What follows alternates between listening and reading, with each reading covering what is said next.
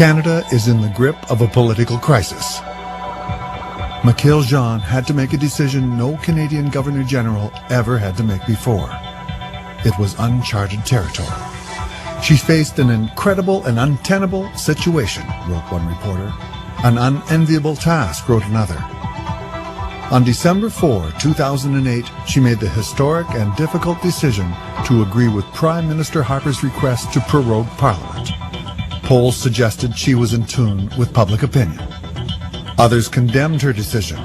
It sets a very dangerous precedent, they warned. Opinions were and still are divided.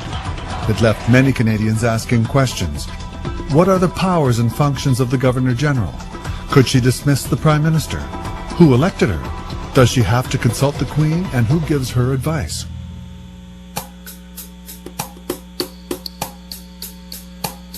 Canadians are rarely aware of the Crown's presence. The Governor-General represents the British monarch as our head of state.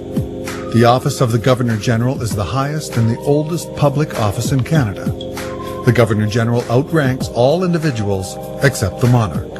It is largely a social and ceremonial role. It is the Governor-General who summons Parliament to begin a session and reads the speech from the throne. A Governor-General endorses all bills that are to become law, presides over the swearing-in of the Prime Minister and Cabinet Ministers, and receives foreign diplomats. The Governor-General honors Canadians for outstanding achievements, including bravery.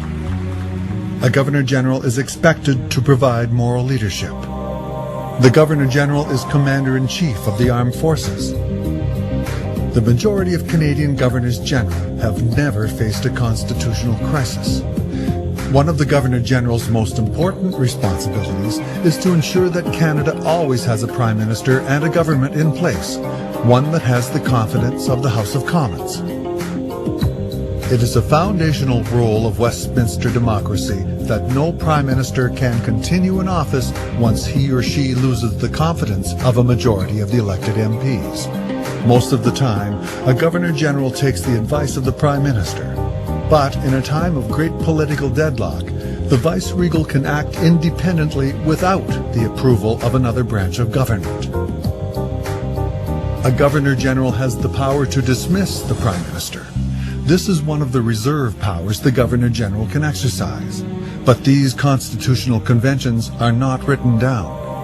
It's typically Canadian that this exercise of reserve power is vague, uncertain, and to some degree debatable, wrote Canada's previous Governor-General, Adrienne Clarkson. On this occasion, the Governor-General opted not to exercise this power. The position of Governor-General has arguably inched past the requisite motions of ribbon-cutting and rubber stamping, wrote Craig Offman of the National Post. It's the ugly side of Jean's job.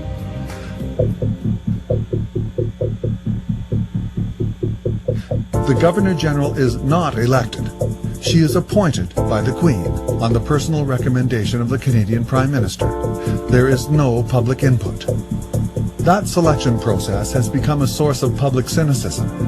Many ask whether the appointment process should be more transparent.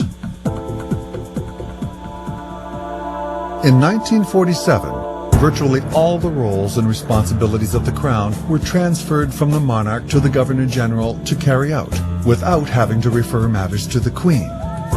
The Governor-General can call on whomever she wishes for advice, from constitutional experts to veteran political observers. The decision to suspend Parliament was behind closed doors. Canadians do not know who she received advice from, but we do know she did seek outside advice. Some legal scholars are critical of the secret process that led to the Governor-General's decision to prorogue Parliament.